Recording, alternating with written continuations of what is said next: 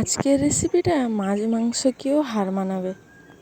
যারা টক ঝাল খেতে বেশি পছন্দ করো তাদের জন্য এই রেসিপিটা। নিরামিষ দিনে যদি গরম ভাতের সাথে এই রেসিপিটা থাকে তাহলে এক থালা ভাত খাওয়া যাবে। তো চলো রান্নাটা কিভাবে করেছি দেখে নেওয়া যাক।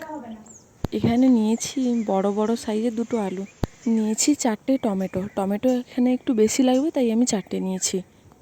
টমেটো আর আলু একেবারে পাতলা পাতলা করে কেটে নিয়েছি। এবার কড়াইতে নিয়ে নিয়েছি সরু সরু করে রাখা আলু আর টমেটো।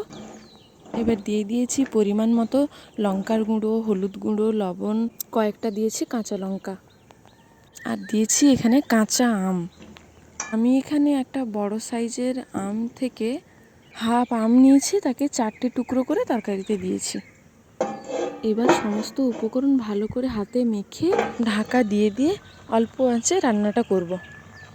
মাঝে একটা কথা আমি বলিনি, সেখানে দিয়েছি সরিষা বাটা, অল্প সরিষা বাটা দিয়েছি। সরিষা বাটার সাথে অল্প কিছুটা জল দিয়েছি। এবার ঢাকা দিয়ে দিয়ে রান্না করতে করতে জল কিছুটা বেরাবে।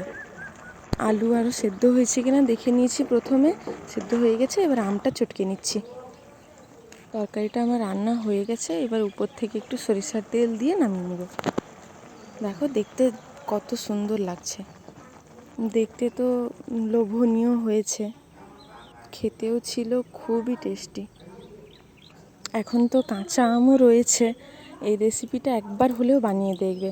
কেমন লাগলো রেসিপিটা অবশ্যই কমেন্টে জানাবে। রান্না আমার হয়ে গেছে, এবার ভাতের সাথে খেয়ে দেখবো কেমন লাগলো।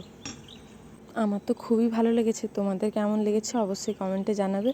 ভিডিওটা ভালো লাগলে লাইক শেয়ার করতে যেন ভুলো না। তোমরা কে কোথা থেকে ভিডিওটা দেখছো অবশ্যই কমেন্টে জানাবে।